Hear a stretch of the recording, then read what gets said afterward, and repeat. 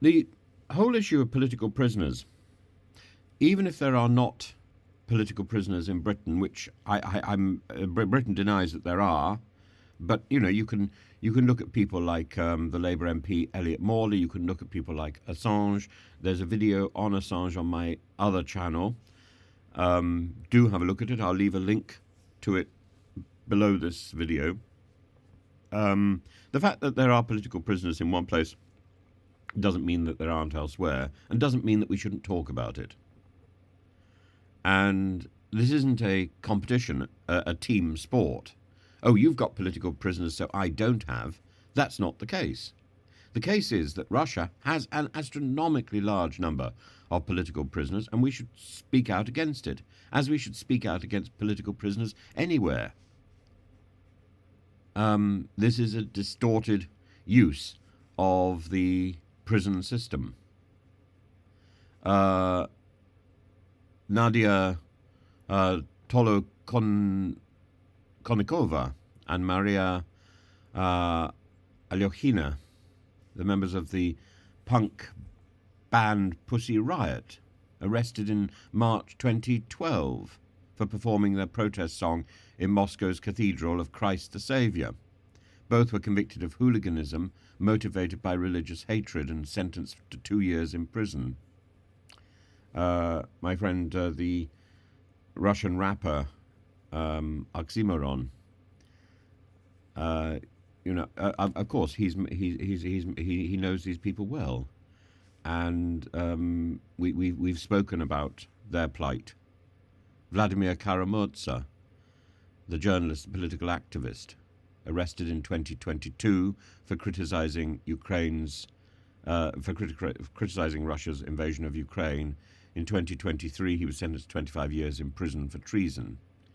Alexei Navalny, the prominent opposition leader, who was arrested in 2021 on returning to Russia after recovering from poisoning, sentenced to 2.5 years in prison for violating parole conditions, and then the sentence was increased and increased and increased to absurdity, and then he died. Mikhail Khodorkovsky, arrested in 2003, the former Yukos oil company CEO, convicted of fraud and tax evasion in 2005. And, it's impossible not to think of his prosecution as politically motivated because he supported the opposition parties. Now, of course, there are people like, as I said, Assange. Some people would add Tommy Robinson to the name. The Labour MP Elliot Morley, sentenced to 16 months in prison for an expenses fraud, leading some people to question whether that was politically motivated. The fact that one country has a handful of possible political prisoners doesn't mean that another country does. It doesn't justify another country's political prisoners. As I say, there is an absolute observation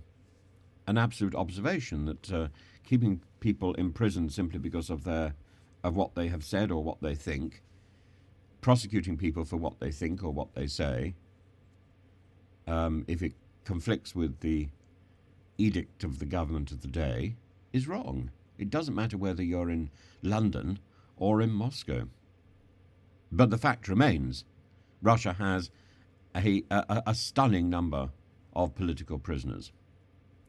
And so when somebody on the comments page just puts the name Assange, I say, please watch my video on Assange. It doesn't underestimate it doesn't obliterate the severity of the problem in Russia.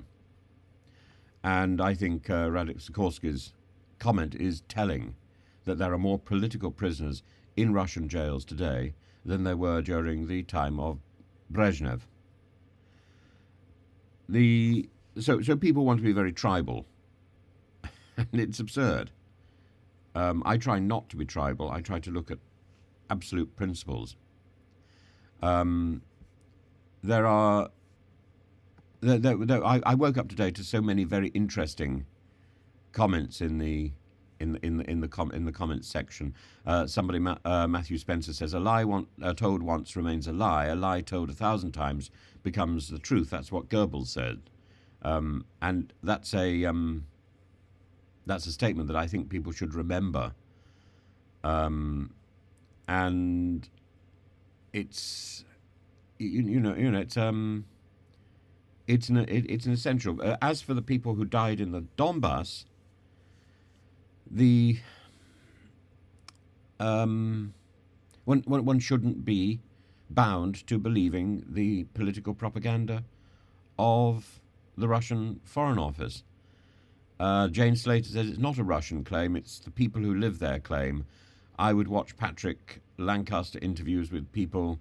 He has been living there, married to a lady from Donbas, filming since 2014. Plenty of evidence. Why is there so much cognitive dissonance? Well, because people who are talking to Russians who have been imported into the Donbas are part of the propaganda effort, number one.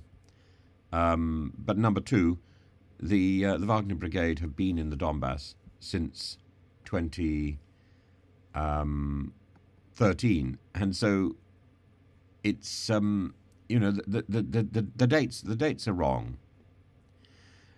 Since 2014, the Russian authorities have propagated these unsubstantiated claims of genocide against Russian-speaking populations in the Ukraine's Donbas region, and they did the same thing in Georgia. So there is a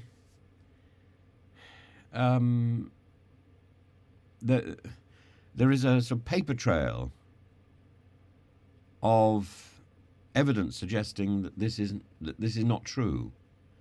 That these assertions are theatrics. They've been widely discredited by international organisations and independent investigations, and the evidence simply isn't there to support the Russian claims. The UN has found no evidence supporting Russia's genocide claims in the Donbas. The International Court of Justice stated that it hadn't seen any evidence of genocide by Ukraine. The OSCE's Special Monitoring Mission to Ukraine reported civilian casualties on both sides of the conflict, but didn't corroborate the claims of a targeted genocide against Russian speakers. And Amnesty International revealed isolated incidents of extrajudicial killings by both pro-Russian separatists and Ukrainian forces, but these did not amount to the scale of atrocities alleged by Russian authorities, and certainly didn't justify invasion. The casualty estimates from 2014 to February 2022, approximately 14,000 individuals were killed in eastern Ukraine, including at least 3,407 civilians and 4,400 Ukrainian forces personnel and 6,500 members of armed groups. The Office of the United Nations High Commissioner for Human Rights reports less than a quarter of the total casualties were civilians, with at least half of those deaths caused by mines or unexploded ordnance planted by the Russian soldiers. So that's the evidence. That's as much as we've really got. And this propaganda of the 60,000 civilian deaths is just complete poppycock. Where do you get that figure from? The Russian state media have been documenting disseminated fabricated stories to support genocide claims since 2014. But we know that the Donbas was infiltrated by 2013 by paramilitary groups. We know that Russia has been implanting Russian people into the Donbas since at least 2013.